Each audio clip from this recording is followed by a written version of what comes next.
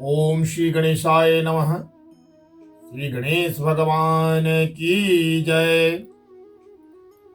जय विष्णु भगवान। जय श्री हरि।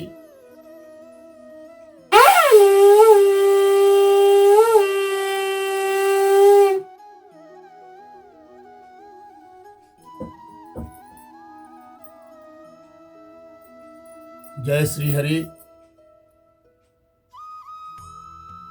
भगवान विष्णु के असीम अनुकंपा से मैं उनका दास आप सबको विजया एकादशी महाव्रत की कथा सुनाने जा रहा हूं। यह कथा ब्रह्मा जी से नारद जी ने सुना था और द्वापर काल में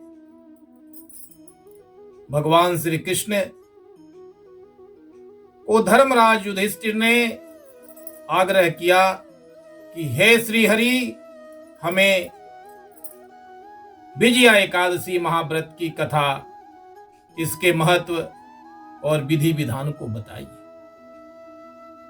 द्वापर काल में भगवान श्री कृष्ण ने अपने श्रीमुख से धर्मराज युधिष्ठिर तथा पांडवों को इस विजया एकादशी व्रत की कथा को सुनाया था। विजया एकादशी व्रत नाम से ही यह सभी शत्रुओं पर विजय प्राप्त देने वाला महाव्रत है और इस कथा में पुरुषोत्तम श्री राम, जो स्वयं विष्णु के अवतार थे, त्रेता काल में मां सीता का हरण हो जाने के उपरांत जब वानरी सेना से पता चला कि मां सीता श्रीलंका में हैं, रावण हरण करके ले गया है, तो लंका पर विजय करने के लिए द्रुह सागर को पार करना अत्यंत कठिन था। भगवान पुरुषोत्तम राम, जो स्वयं विष्णु के अवतार थे, वो श्री लक्ष्मण से पूछते कि हे लक्ष्मण, तुम बताओ कि कैसे इस दुरूह समुद्र को पार किया जाए। हालांकि इस व्रत की चर्चा पद्म पुराण सहित विभिन्न ग्रंथों में भी वर्णित है। श्री लक्ष्मण कहते हैं कि भैया, आप तो सर्वज्ञानी हैं, आप सब कुछ जानते हैं, फिर भी आप अगर मुझसे पूछते हैं तो आधे योजन की दूरी पर वाग्दालभ्य मुनि का आश्रम है, उनके आश्रम पर चलिए, वही कोई राह बताए। मुनिवर के पास प्रभु श्री राम भाई लक्ष्मण के साथ पहुंचते हैं और विनम्रता से नमस्कार करके मुनि श्रेष्ठ से पूछते हैं कि हे मुनि श्रेष्ठ,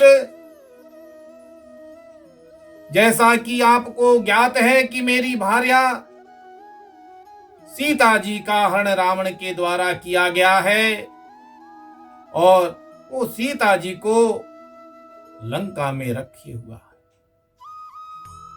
उसको पराजित करके सीता जी को उससे विमुक्त कराना अत्यंत आवश्यक है।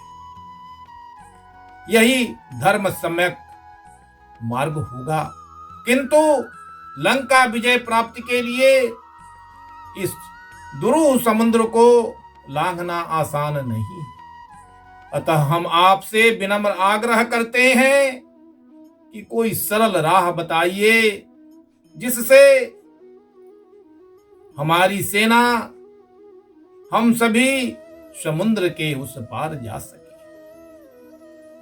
मुनि श्रेष्ठ ने कहा कि हे प्रभु श्री राम, हे पुरुषोत्तम श्री राम, फाल्गुन मास के कृष्ण पक्ष के एकादशी तिथि को आप विजया एकादशी का महान व्रत स्वयं और अपने सेना के सभी सदस्यों के द्वारा करें।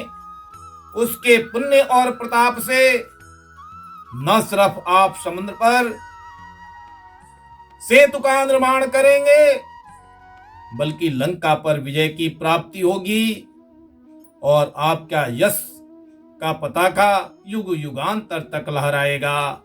आप मानव योनि में जन्म लेकर पुरुषोत्तम श्री राम के रूप में युग युगांतर तक जाने जाएंगे। प्रभु श्री राम ने विजया एकादशी के व्रत को विधि विधान पूर्वक किया। जैसा कि आप सभी जानते हैं कि विजया एकादशी व्रत और सभी एकादशी व्रतों में भगवान श्री हरि विष्णु की पूजा की जाती है। उनको जो प्रसाद पसंद है उसे आप चढ़ाते हैं, समर्पित करते हैं।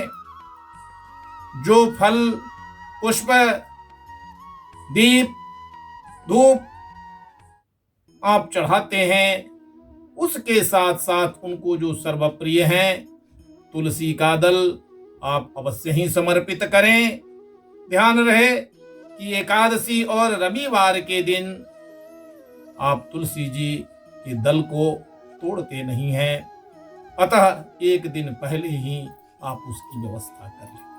मैं एक बात अवश्य कहना चाहूंगा कि न सिर्फ एकादशी महाव्रत में बल्कि सभी व्रत और कथाओं में जो सबसे महत्वपूर्ण चीज है उसका होना अनिवार्य है कि जब भी आप एकादशी महाव्रत को करें, खासकर विजया एकादशी महाव्रत को कर रहे हो, तो आपका समर्पण, आपकी श्रद्धा, आपकी भक्ति और उसके साथ जो भी पूजा की सामग्री होगी भगवान विष्णु उसे सहर्ष स्वीकार करेंगे। तो इन तमाम वस्तुओं के साथ आप अपने श्रद्धा को, भक्ति को, समर्पण को साथ में रखें और जो विजया एकादशी है, विजया एकादशी व्रत की कथा को सुने और भगवान विष्णु की पूजा आराधना करें।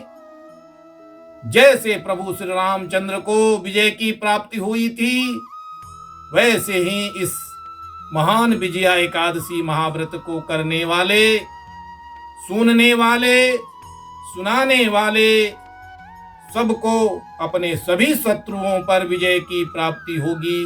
प्रेम से बोलिए विष्णु भगवान की जय। जय श्री हरि।